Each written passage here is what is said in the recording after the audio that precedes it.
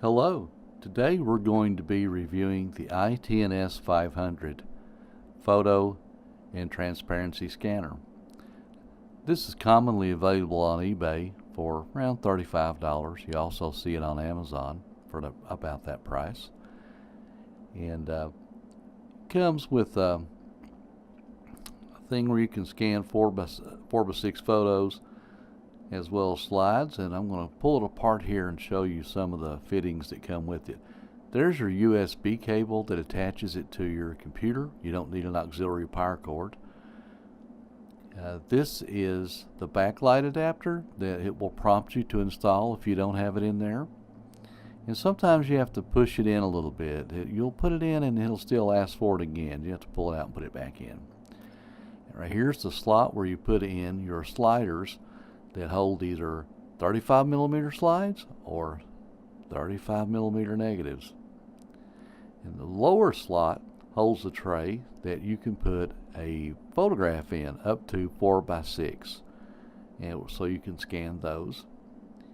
And it comes with a few things. This is the 35mm slide adapter, and this is the 35mm negative adapter.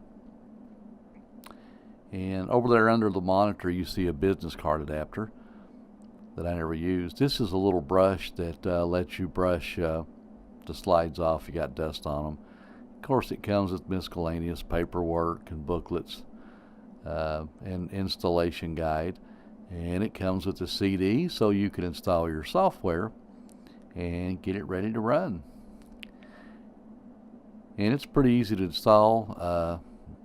Just put it on Windows and click it, and on the screen you can see the mouse moving where I'm starting up the software. And I'm going to go show you here how to put in a 35mm slide. I've got it in that little adapter. I'm just going to slide that in till it clicks, and then you'll feel it click at each one of your slides. And I'm going to go to desktop view here with the desktop capture program and show you how it works. That first thing was the folder. That yellow thing was the folder I store them to that I've made up. This is the icon for the program itself. We're going to open the program up, and then we're going to need to just click a few simple settings up there. This is the slide going in, and it's a slide, so pretty straightforward. You click slide, and I like to click the higher resolution, and then I like to come down and browse for the folder I created on the desktop, so that I can store my pictures when I scan them, and I'll be able to find them. And we'll find that folder here shortly. And there we go. We hit OK. And now you're going to see that it's a portrait mode, so it's laying on its side, but we'll be able to fix that here very shortly. And we're going to go ahead and hit take a snapshot. And when we do that, we're going to get a snapshot. And once we got the snapshot, we have a button that allows us to turn that back into portrait mode to straighten it up. It's like a rotator icon. Then we have a button here that is for saving it to the hard drive. So when we hit that, down on the taskbar, you'll see an icon flash up, and it only takes a few seconds to save it to the hard drive. It seems to work very quickly. Of course, it's not super high resolution, so I would expect it to write the file very quickly. We're going to push it forward and try another slide. These are some slides that I took back in the 80s with an old Olympus camera. I don't know how sharply I focused, or, I don't think the slides are that great. So I think the scanner is capable of doing a better job than I'm able to demonstrate here for you. These are the only slides I have to demonstrate it with. And we're going to do just like before. We're going to save that to the hard drive, and you'll see the little thing flash up on the taskbar when it's in the save operation. And now we're going to open the folders up and look at the pictures.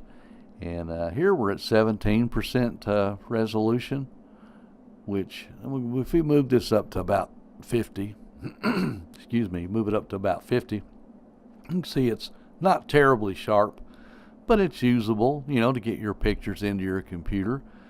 And I'm sure that if this was a sharper slide, if I'd done a better job taking a picture, or maybe this slide wasn't so old, these slides would look better. But, the colors are good. Certainly usable to share if you've got some old negatives or old slides from your family that you don't have any way to get them into the computer. This is a good way to do it. And for $35, it's pretty useful, very useful, and easy to use. Don't have to have a fast computer or anything like that. It works real well. Now, of course, if you want a better scanner, you can save the $35 and buy a better one. But this one works well if you just need something cheap and easy. And I'd like to thank you for watching. And that concludes our review. Have a nice day. Bye-bye.